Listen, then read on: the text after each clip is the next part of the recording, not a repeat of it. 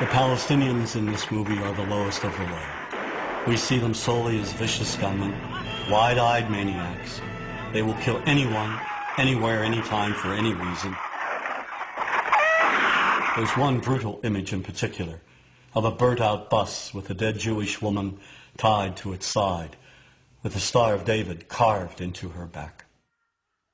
And when the Palestinians finally speak, they mock and psychologically terrorize another woman trapped in a bus.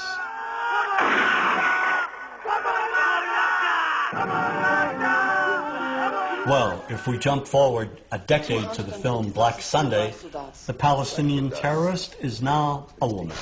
Striking where it hurts them most, where they feel most at home.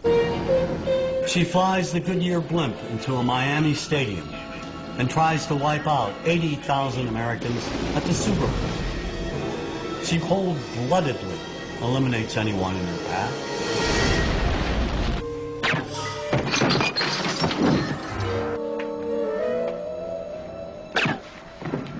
The movies that we see basically follow Washington's policies.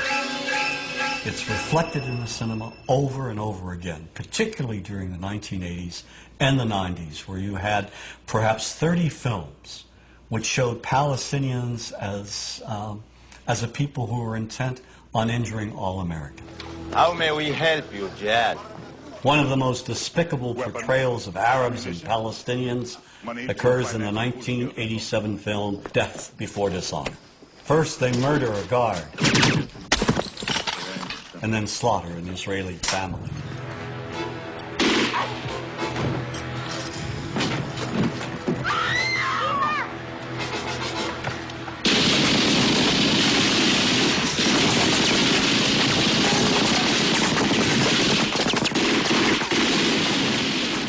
They kidnap and torture an American Marine, and in cold blood execute another.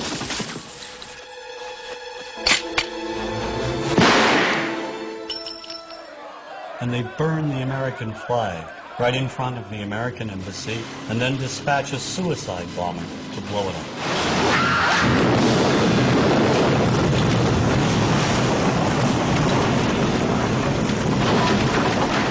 One reason we've not been allowed to empathize with any Palestinian on the silver screen is due to two Israeli producers, Menachem Golan and Yoram Globus. These two filmmakers created an American company called Canon, and they released, in a period of 20 years, at least 30 films which vilify all things Arab, particularly Palestinians. They even came out with a film called Hell Squad, showing Vegas showgirls trouncing Arabs in the middle of the desert.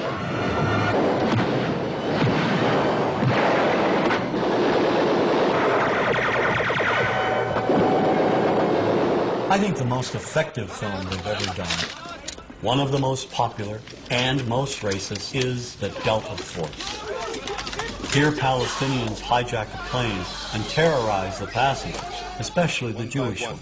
Pick out the passport with Jewish names. There is no form of communication more powerful than film in creating propaganda, and Golan and Globus took it to another level.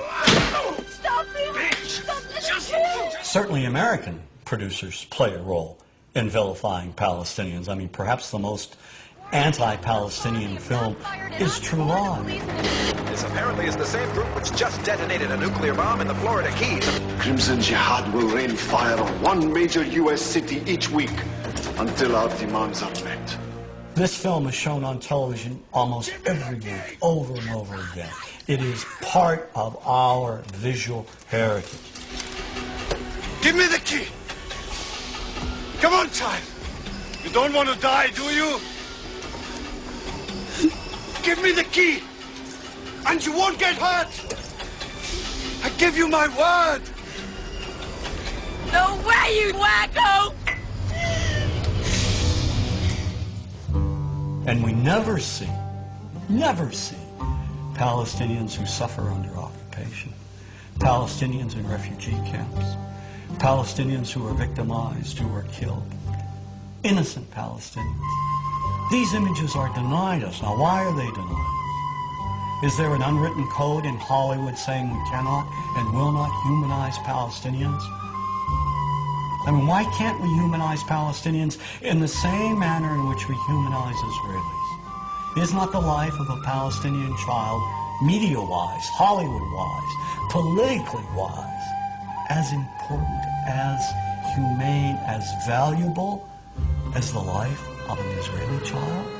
And if the answer to that is yes, why can't we see that on silver screens?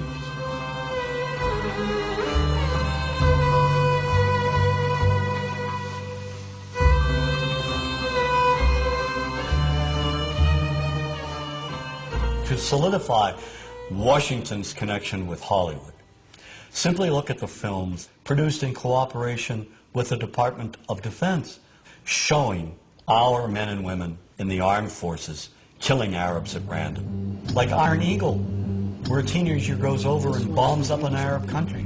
You know, just learns how to fly a jet overnight.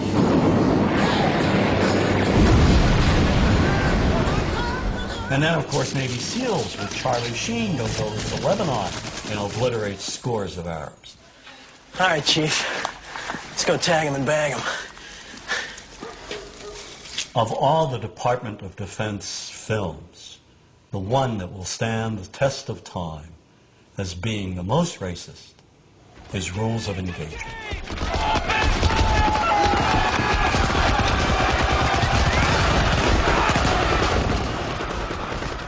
The film was written by former Secretary of the Navy, James Webb. The action takes place in Yemen, a real country in the Middle East. There are violent demonstrations at the American Embassy, and the Marines, led by Samuel L. Jackson, they're called in to evacuate the American employees. And as they try to do so, the Marines open fire on the crowd and kill scores of Yemenis, including women and children. And in the investigation that follows, Tommy Lee Jones, the lawyer who represents the Samuel Jackson character, goes to Yemen to investigate. The movie leads us to believe what seems obvious, that the Marines committed this atrocity. Armed American Marines, they were shooting at his people. They were just trying to defend themselves. During his investigation, Jones's character sees a little girl with only one leg. He follows her, comes upon a hospital ward full of civilian victims. He finds an audio tape by the bed of one of the victims. And when the tape gets translated in court, we immediately begin changing our minds about who is responsible for this massacre. To kill Americans and their allies, both civil and military, is duty of every Muslim who is able. We discover that the Yemeni civilians aren't so innocent after all. It turns out they fired on the Marines first. And in a moment that will live in Hollywood infamy, we suddenly learned that the little girl we've been sympathizing with, the very girl whose humanity and innocence may have broken down our stereotypes, well, she's no better than those other Yemeni terrorists. As a result, when Samuel L. Jackson delivers the key line, "Where's the motherfuckers?" we're now on his side.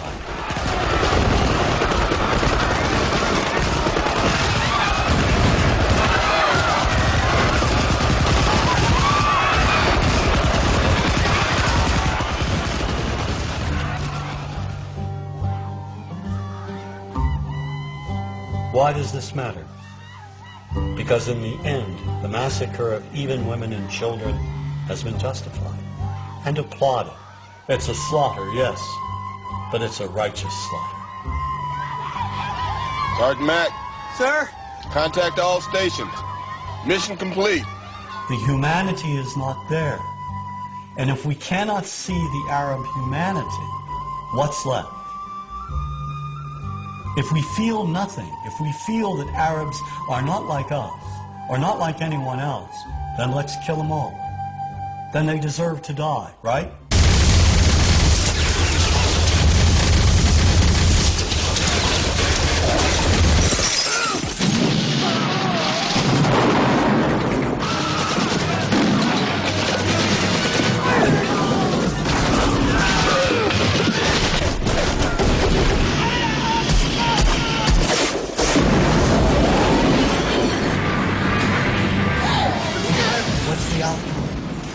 What do Arabs think of us that see these movies? Because these movies are rented 25 cents American movies, showing us killing them. What do they walk away with? Does this bring us closer together?